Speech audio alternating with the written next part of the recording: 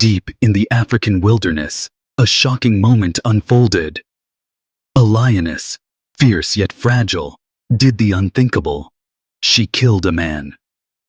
But this wasn't an act of cold-blooded aggression. This wasn't a predator hunting for food. This was a mother, desperate to protect the only thing she had in this world. Her newborn cubs. The man had wandered too close. He didn't know what lay hidden in the tall grass. 3 tiny cubs, blind to the dangers around them. The lioness saw a threat, and in that instant, she made a choice every mother would understand. She fought with everything she had. But what happened after that moment? What happened in the days and weeks that followed?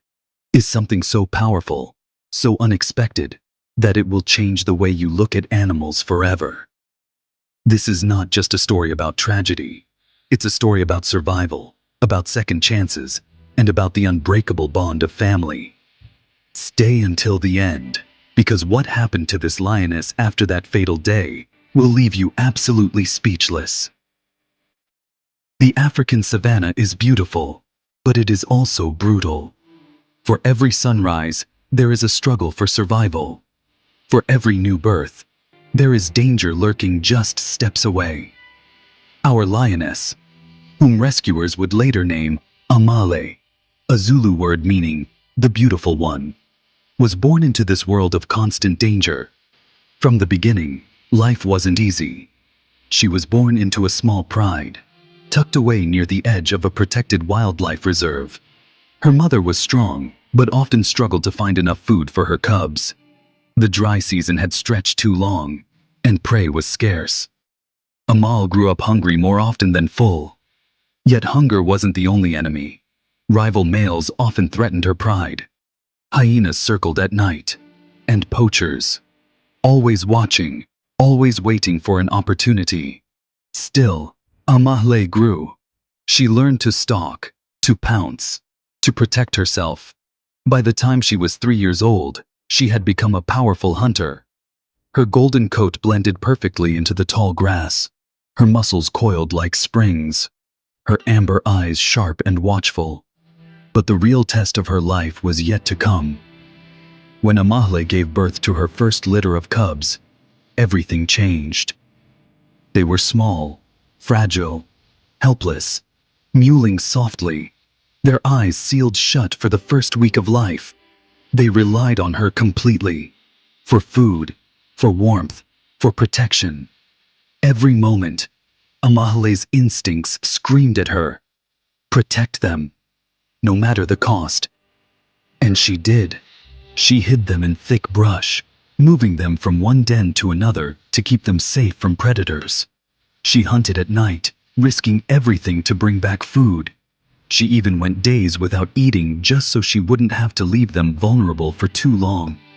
Amahle was more than a lioness now. She was a mother.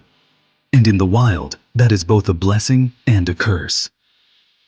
One fateful day, danger came not from another animal, but from a man. He wasn't a hunter, at least not in the traditional sense. Reports later suggested he may have been a local farmer. Angry, frustrated, and desperate. For months, lions had been seen prowling near his village. Livestock were disappearing. His family was going hungry. And in his eyes, lions were no longer majestic creatures. They were enemies.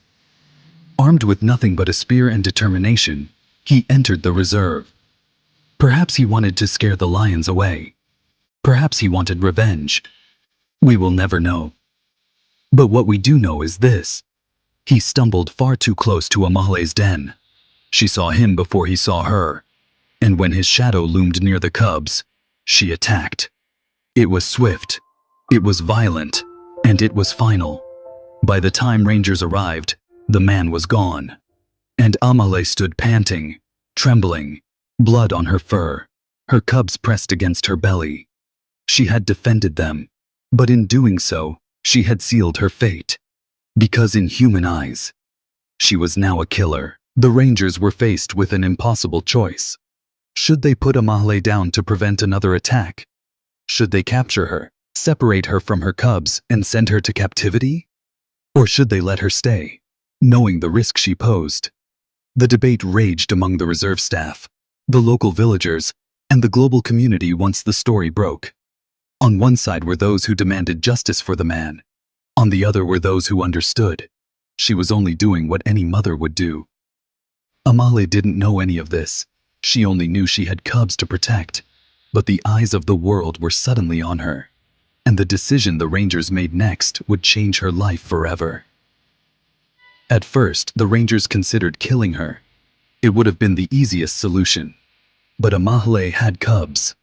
And if they killed her, the cubs would almost certainly die. So they chose another path. They would capture her alive. The plan was dangerous.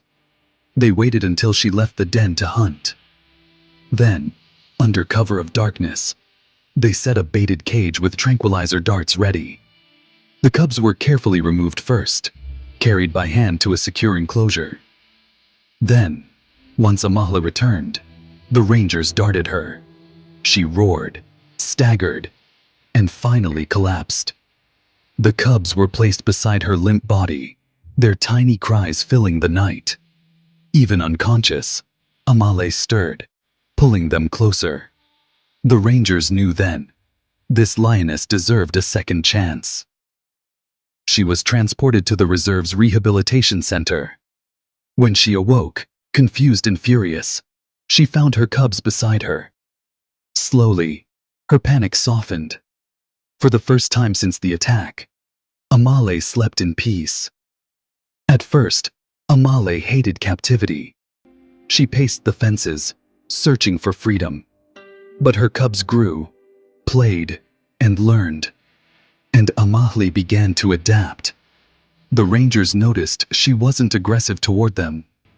She growled warnings, but never attacked. Slowly, trust formed. Her cubs, named Koa, brave, Tay, watchful, and Zara, flower, grew strong and playful. Amahal watched them proudly.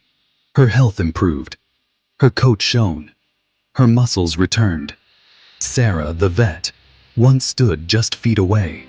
Amahli blinked slowly. A sign of trust. The reserve began training them for the wild. Live prey was introduced. At first, the cubs struggled, but Amale showed them how to stalk and pounce. The day Koa made his first kill, the staff cheered. Amale simply watched, calm and proud. Amale and her cubs were proving they still carried the spirit of the wild. Finally, the day of release arrived. At dawn, the crates opened. Amale stepped out first, sleek and powerful. Her cubs bounded into the grass, free for the first time. Together, they vanished into the wild. The Rangers stood in silence, some with tears in their eyes. Joseph, who once wanted her killed, whispered, "She was never a killer. She was a mother. And now, she's home." Tracking collars showed Amali avoided villages. She led her cubs deeper into the wild, where they thrived. Even the man's family, once filled with anger, softened. His brother said, "I thought she was a monster, but I see now. She was only protecting her family." Amali's story spread worldwide, becoming a symbol of motherhood, resilience, and second chances. The story of Amahle is not just about a lioness. It is about all of us. Because deep down, we all know what it feels like to fight for the ones we love. We all know the fear of losing what matters most. And we all know the power of second chances. Amahle taught us that even in the darkest moments, compassion can lead to light. That a single act of understanding can turn tragedy into hope. She was once called a killer. But in truth, she was a mother, a protector, a survivor. And thanks to those who believed in her, she was given what every living being deserves. The chance to live free, to raise her family, and to find peace. So the next time you hear the roar of a lion, or see the flicker of life in an animal's eyes, remember Amahle. Remember that every creature has a story, a struggle, a heart that beats with love. And remember this: when we choose kindness, when we choose compassion, We don't just save animals, we save ourselves. Subscribe for more videos.